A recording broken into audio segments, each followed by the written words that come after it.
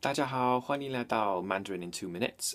In today's episode, I want to talk about adjectives and how to use them in two different situations. Okay, some really important grammar. Okay, so the first thing is when you use an adjective in Mandarin, if you just use it in the situation of I am something, so I am good, you are good, he is good. If the adjective is single syllable, like hao, good, then you have to put the hun in front of it. Okay. Otherwise, it sounds a little bit abrupt, too short, without the hun. So you'd say 我很好. If you said 我好, it sounds a little bit like it's missing something. Okay, a little bit too abrupt, a little bit too short. So if you say 我很好,你很好,他很好, that's absolutely fine.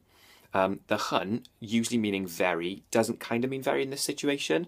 It just means it doesn't mean anything really. If you use an adjective that's polysyllabic, like 聪明, intelligent, then you don't need the hun there. Okay, so you say 我聪明,你聪明,他聪明. If you want to say very, then you could put hun in. And I hear you asking, well, what if you want to say I'm very good then, if hun doesn't mean anything? Yeah, you could say 非常, which means extremely or just very. So you could say 我非常好,谢谢你呢. Okay, so I'm really good, thanks, and you?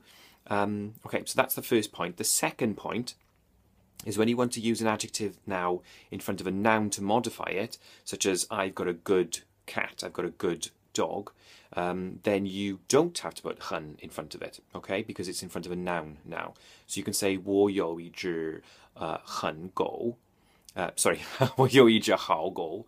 I have a very dog. I have a good dog, okay? 我有一只好猫. I've got a good cat. However, if you put 聪明 or any other polysyllabic adjective in front of a noun, you have to insert de just before the noun, okay? So if you want to say I've got a smart cat, you have to say 我有一只聪明的猫.